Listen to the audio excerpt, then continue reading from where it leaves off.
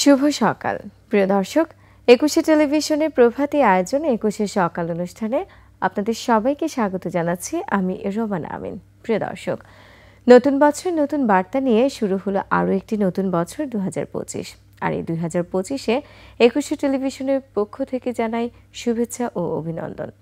দর্শক, রংধনু যেমন ভিন্ন ৭টি রঙের রঙিন, আমাদের জীবনও কিন্তু তেমনই নানা বর্ণে বর্ণিল। আর এই বর্ণিল প্রতিটি পরিবর্তনই হোক মানুষের জীবনে সুখ ও আনন্দময়। প্রিয় দর্শক, আপনাদের সবাইকে আবারও স্বাগত জানিয়ে আমন্ত্রণ জানাচ্ছি ২১শে সকাল অনুষ্ঠানের আজকের আয়োজনে। আজ ২১শে সকাল অনুষ্ঠানের বিভিন্ন অংশে থাকছে আজ ও আগামীকালের আবহাওয়ার খবর, জানেন কি আমাদের টুকিটাকি অন্যান্য খবর, ঝটপট রেসিপি, ঘরের খাবার, মজার খাবার এবং থাকছে প্রিয় শিল্পীর একটি মিউজিক ভিডিও। দর্শক, শুরুতেই আজ ও আগামীকালের আবহাওয়ার খবর। আজ বুধবার ৮ মাঘ ১৪৩১ বঙ্গাব্দ, ২২ জানুয়ারি ২০২৫ খ্রিস্টাব্দ, ২১ রজব ১৪৪৬ হিজরি শীতকাল। আজকে সূর্যাস্ত সন্ধ্যা ৫টা ৩৮ মিনিটে এবং আগামীকাল সূর্যোদয় সকাল ৬টা ৪২ মিনিটে। এদিকে আবহাওয়া অধিদপ্তরের পূর্বাভাসে বলা হয়েছে, আজ বুধবার অস্থায়ীভাবে আংশিক মেঘলা আকাশ সহ সারা দেশের আবহাওয়া প্রধানত শুষ্ক থাকতে পারে। এছাড়া সারা দেশের রাতের তাপমাত্রা সামান্য হ্রাস পেতে পারে এবং দিনের তাপমাত্রা প্রায় অপরিবর্তিত থাকতে পারে এবং মধ্যরাত থেকে সকাল পর্যন্ত সারা দেশে অনেক কুয়াশা পড়বে।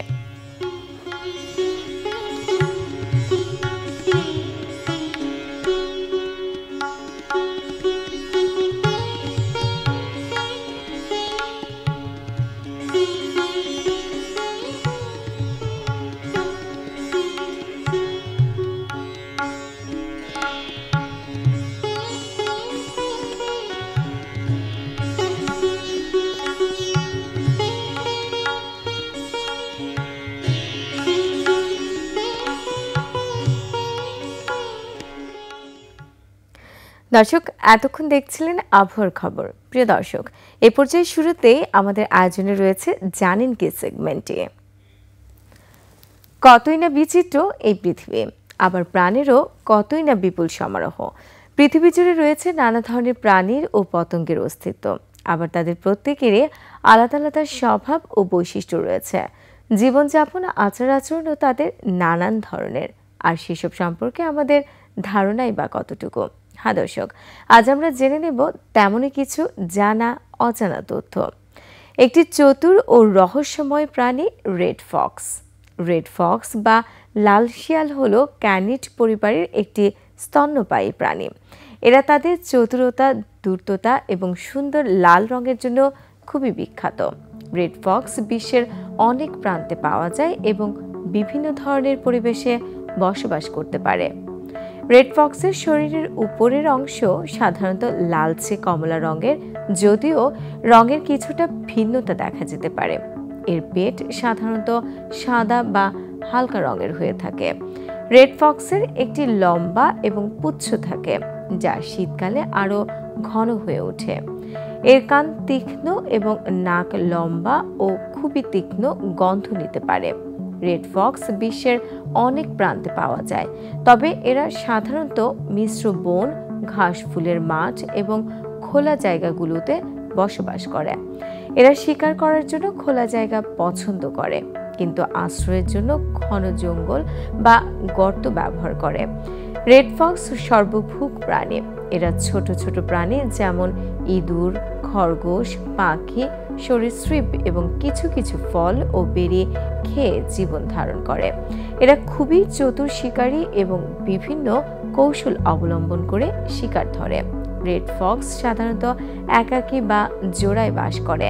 এরা রাতের বেলা সক্রিয় থাকে এবং দিনের বেলা আশ্রয়ে লুকিয়ে থাকে। রেড ফক্সেরা খুবই চতুর এবং সতর্ক প্রাণী। এরা মানুষকে দেখলে দ্রুত পালিয়ে যায়। রেড ফক্স সাধারণত শীতকালে প্রজনন করে। মাদি ফক্স ৫০ থেকে ৭ দিন পরে ৩ থেকে ১২টি বাচ্চা প্রসব করে। বাচ্চা ফক্সগুলি অন্ধ এবং নিরীহ হয়ে জন্মগ্রহণ করে। মাতা ফক্স বাচ্চাদের দুধ খাওয়ায় এবং শিকার করতে শেখায়। রেড ফক্স সাধারণত বিপন্ন প্রজাতি নয়, তবে কিছু এলাকায় আবাসস্থল ধ্বংসের কারণে এদের সংখ্যা কমে যাচ্ছে। মানুষের সাথে সংঘর্ষ এবং শিকারের কারণেও রেড ফক্সের সংখ্যা কমে যাচ্ছে। রেড ফক্স তার পুচ্ছ ব্যবহার করে ভারসাম্য রক্ষা করে এবং শীতকালে শরীর গরম রাখতে পারে। রেড ফক্সের শ্রবণ শক্তি খুবই তীক্ষ্ণ। এরা অনেক দূর থেকে শব্দ শুনতে পায়। রেড ফক্স খুবই দ্রুত দৌড়াতে পারে এবং একবারে 50 কিলোমিটার পর্যন্ত দৌড়াতে পারে। রেড ফক্স খুবই চতুর এবং বিভিন্ন ধরনের কৌশল অবলম্বন করে শিকার ধরে। রেড ফক্স প্রকৃতির একটি অবিস্ময়কর সৃষ্টি। এদের চতুরতা, দ্রুততা এবং সুন্দর রূপ আমাদের মুগ্ধ করে।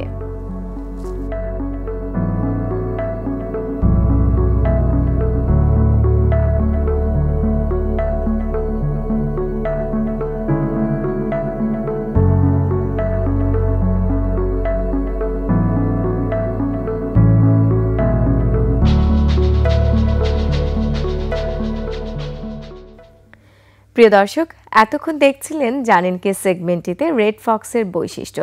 দর্শক, আমাদের এবারের আয়োজনে রয়েছে আমাদের টুকিটাকি সেগমেন্টে। আমাদের টুকিটাকি সেগমেন্টের আজকের আয়োজন কিন্তু ছোটদের জন্য। আমাদের সবার বাসায় অব্যবহৃত বিভিন্ন রকম জিনিসপত্র থাকে, কি তাই না? আর এই অব্যবহৃত জিনিসগুলো দিয়েই কিন্তু তোমরা চাইলে ছোট্ট বন্ধুরা বাসায় বসে বসে খুব সহজেই বিভিন্ন রকমের খেলনা তৈরি করতে পারো। হ্যাঁ প্রিয় ছোট্ট বন্ধুরা, আমরা আজকে তোমাদের একটু সহযোগিতা করতে চাই। যেমন অপ্রয়োজনীয় অব্যবহৃত জিনিসপত্র দিয়ে কিভাবে খেলনা তৈরি করা যায়, আমরা আজকে শেখাবো আমাদের টুকিটাকি এই সেগমেন্টটিতে। ছোট্ট বন্ধুরা, জানেন কি সেগমেন্টটিতে তোমরা তো লাল শিয়াল সম্পর্কে অনেক কিছুই জানলে, তবে আমাদের টুকিটাকি সেগমেন্টটিতে আমরা দেখে নিব কিভাবে কাগজ দিয়ে খেলনা শিয়াল বানাতে হয়। আর এই খেলনাটি তৈরি করতে অবশ্যই তোমরা বড়দের সহযোগিতা নিতে পারো। এবারে জানিয়ে দিচ্ছি কাগজের খেলনা শিয়াল বানাতে কি কি উপকরণ লাগবে। উপকরণগুলো হলো যে কোনো রঙের কাগজ, যেমন লাল, নীল, সাদা, কালো, হলুদ ইত্যাদি, কলম এবং কাঁচি। ছোট্ট বন্ধুরা, চলো এবারে দেখে নিব কাগজ দিয়ে খেলনা শিয়াল তৈরির একটি ভিডিও ক্লিপ।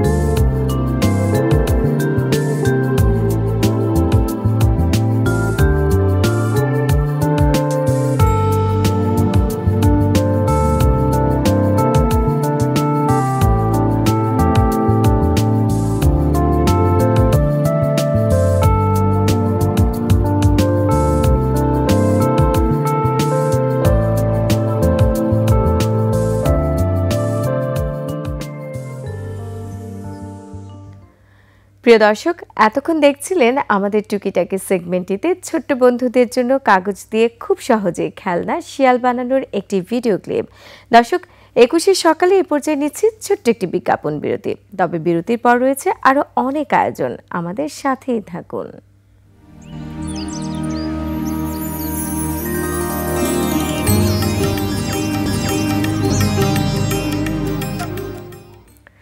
প্রিয় দর্শক, বিরতির পর আবারও স্বাগত জানাচ্ছি 21শে টেলিভিশনের প্রভাতে আয়োজনে 21শে সকালের আজকের আয়োজনে।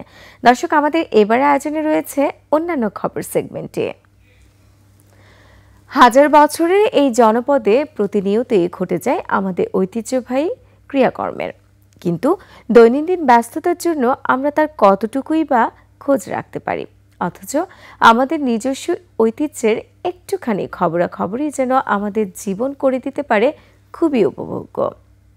আমাদের জনপদের ইতিহাস ও ঐতিহ্যের কথা বিবেচনায় রেখেই সাজানো হয়েছে আজকের অন্যান্য খবর সেগমেন্টে। অতীতের সাক্ষী এবং বর্তমানের রহস্য, জীবাশ্ম ও প্রবাল। জীবাশ্ম হল পৃথিবীর অতীতের এক বিস্ময়কর সাক্ষী। কোটি কোটি বছর আগে জীবিত প্রাণীর অবশেষ বা তাদের ছাপকে জীবাশ্ম বলা হয়। এই জীবাশ্মগুলো পৃথিবীর বিভিন্ন স্তরে পাওয়া যায় এবং বিজ্ঞানীরা এগুলো পরীক্ষা করে পৃথিবীর ইতিহাস, জীবনের উদ্ভব ও বিবর্তন সম্পর্কে অনেক তথ্য জানতে পারেন।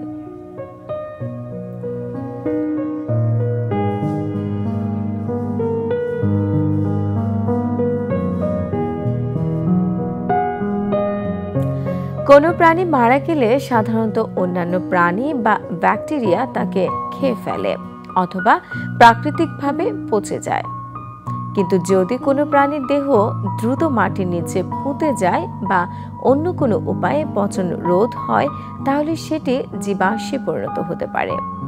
মাটির নিচে দীর্ঘদিন থাকার ফলে প্রাণীর দেহের কঠিন অংশগুলো যেমন হাড়, দাঁত, শাঁখ ধীরে ধীরে খনিজ পদার্থ দ্বারা প্রতিস্থাপিত হয়। এইভাবে একটি শক্ত পাথরের মতো জীবাশ্ম তৈরি হয়। কখনো কখনো কোনো প্রাণীর দেহ মাটিতে ছাপ রেখে যায়।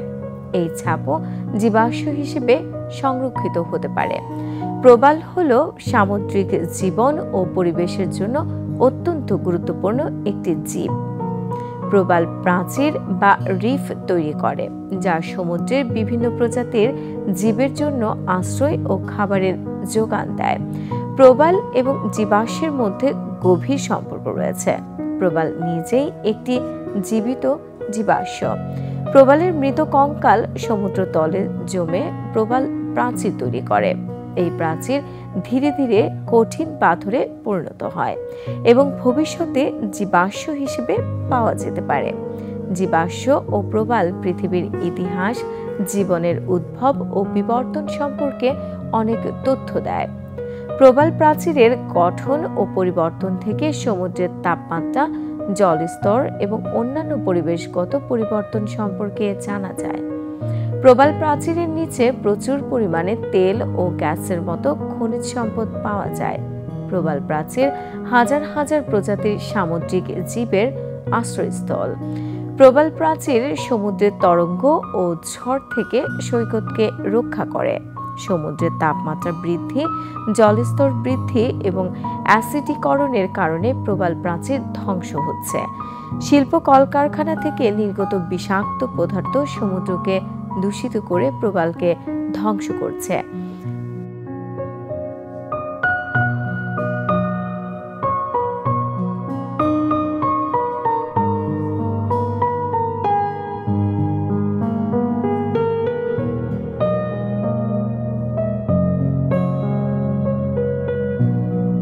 গত 13ই জানুয়ারি থেকে শুরু হয়েছে জীবাশ্ম ও প্রবাল বিষয়ক বিশেষ প্রদর্শনী 2025।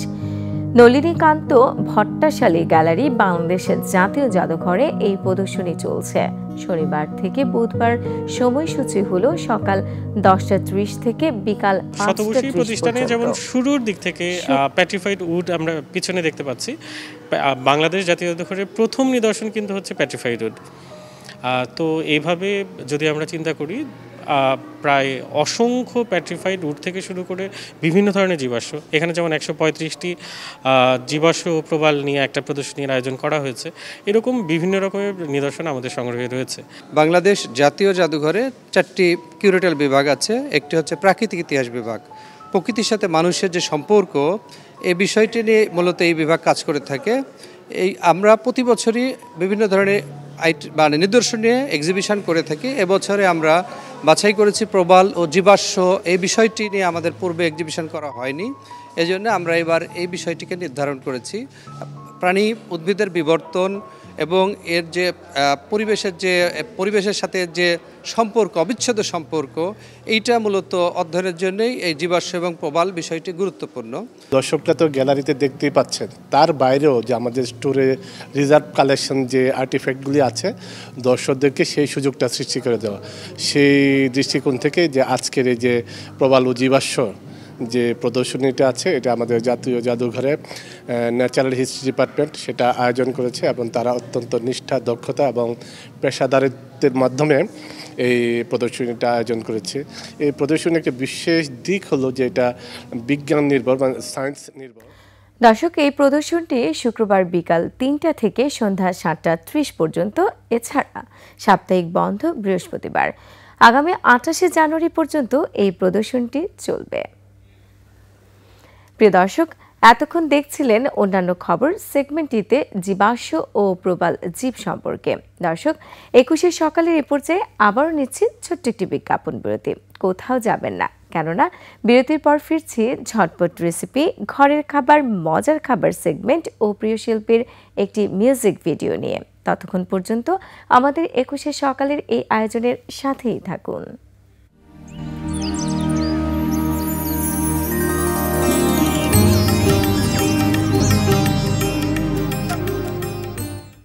প্রিয় দর্শক, বিরতির পর আবারও স্বাগত জানাচ্ছি 21শে টেলিভিশনের প্রভাতী আয়োজনে, 21শে সকালের আজকের আয়োজনে। দর্শক, আমাদের এবার আয়োজনে রয়েছে ঝটপট রেসিপি, ঘরের খাবার, মজার খাবার সেগমেন্টটি। দিনের শুরুটা যখন ডাইনিংয়ে, তখন কিছুটা মুখরোচক আর কিছুটা স্বাস্থ্যসম্মত খাবারই রাখা উচিত সব রকমের নাস্তায়, কেননা অনেকেরই মুখে অরুচি থাকে। আর তাই তো সব রকম নাস্তার প্রস্তুতি হওয়া যায় খুবই ভালো, তবেই না সারাটা দিন কাটবে খুব ঝকঝকে। ভোজনপ্রিয় সেই সব মানুষদের জন্য আমাদের আজকের বিকালের খাবারের রেসিপির এই আয়োজন। হ্যাঁ দর্শক, আজ আমরা শিখব কিভাবে খুব সহজে স্পাইসি কোরিয়ান চিকেন বানাতে হয়। দর্শক, এবারে আপনাদের জানিয়ে দিচ্ছি কি কি উপকরণ লাগবে স্পাইসি কোরিয়ান চিকেন বানাতে। উপকরণগুলো হলো মুরগির মাংস প্রয়োজন মতো, আদা বাটা, রসুনের কিমা 1 চামচ, কালো মরিচ 1 চামচ, লাল মরিচ 1 চামচ, চিনি পরিমাণ মতো, তেল পরিমাণ মতো, ময়দা, লবণ পরিমাণ মতো, 1 কাপ পানি এবং চীনাবাদাম। প্রিয় দর্শক, চলুন এবারে দেখে আসি প্রস্তুত প্রণালীর একটি ভিডিও ক্লিপ।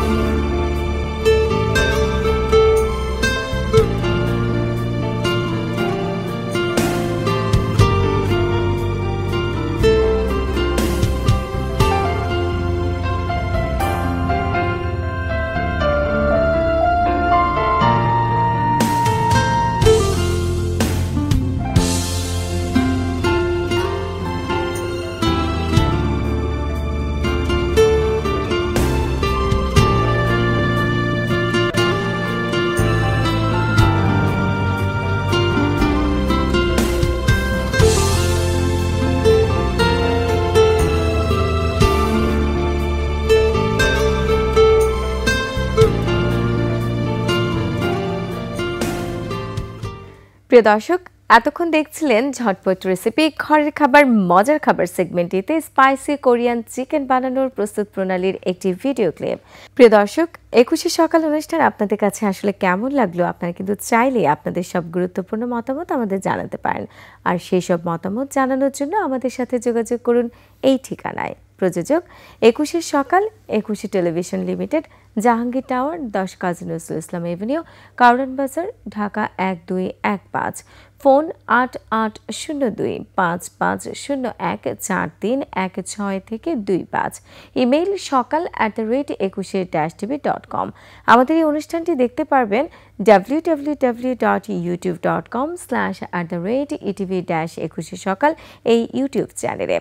আমরা থাকবো আপনাদের সেই সব গুরুত্বপূর্ণ মতামতের অপেক্ষায়। দর্শক, আমরা অনুষ্ঠানে একেবারেই শেষ প্রান্তে চলে এসেছি। আর প্রতিদিনই নতুন নতুন বিষয় নিয়ে কিন্তু হাজির হচ্ছে আপনাদের কাছে 21শে সকালের এই অনুষ্ঠানের মাধ্যমে। আগামীকাল আবারও দেখা হবে নতুন নতুন বিষয় নিয়ে। ততক্ষণ পর্যন্ত সবাই ভালো থাকুন, সুস্থ থাকুন।